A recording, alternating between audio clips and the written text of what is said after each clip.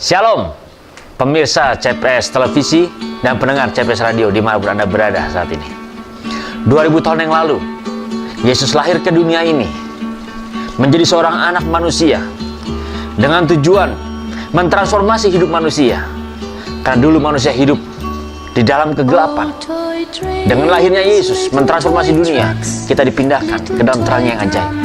Dulu manusia hidup di dalam dosa, terikat dengan dosa, berusaha dengan kemampuannya untuk melepaskan diri dari segala macam dosa, tetapi semakin terpuruk ke dalam dosa. Tetapi ketika Yesus mentransformasi hidup manusia, diubahkan dan dipindahkan ke dalam terang yang ajaib. Yang tadinya hidup di dalam dosa, sekarang dibenarkan dengan kasih-Nya. Yang dulu hidupnya terikat dengan dosa dan di bawah naungan kegelapan, dibebaskan dan dijadikan anak-anak terang. Dengan contoh hidupnya sendiri ketika Yesus sudah dilahirkan ke dunia ini, bagaimana datang ke dalam bait Allah, Dia mengajarkan orang-orang di bait Allah. Dia memberikan contoh kepada kita. Ketika Dia berjalan bersama dengan murid-muridnya, melakukan banyak mujizat di sana. Berbicara mujizat, saudara, berarti banyak manusia di dunia ini yang butuh pengharapan. Banyak di dunia ini manusia mengalami masalah.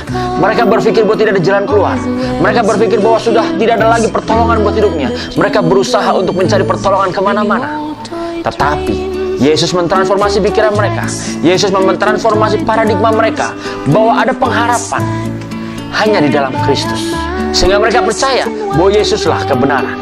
Sehingga mereka percaya bahwa Yesuslah satu-satunya Tuhan dan Juru Selamat.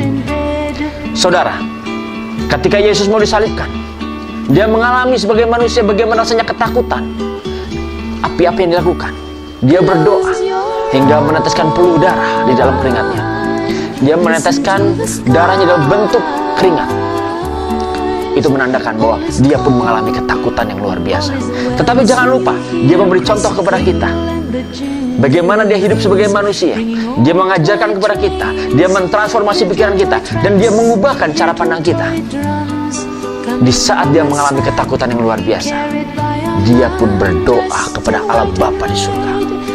Dia pun mengajarkan kepada kita ketika kita menghadapi masalah, bahwa kita harus berdoa kepada Allah Bapa di surga, bahwa ada pengharapan dalam hidupmu, bahwa ada pertolongan dalam hidupmu, bahwa ada yang menopang hidupmu. Dan Dia mengajarkan kita berserah kepada Allah Bapa di surga.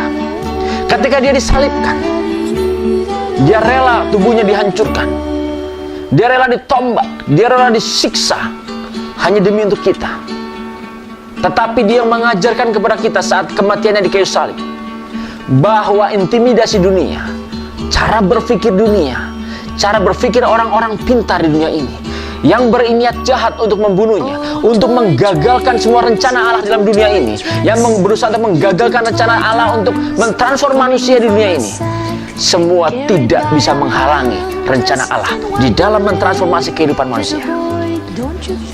Dengan buktinya, Yesus bangkit pada hari yang ketiga.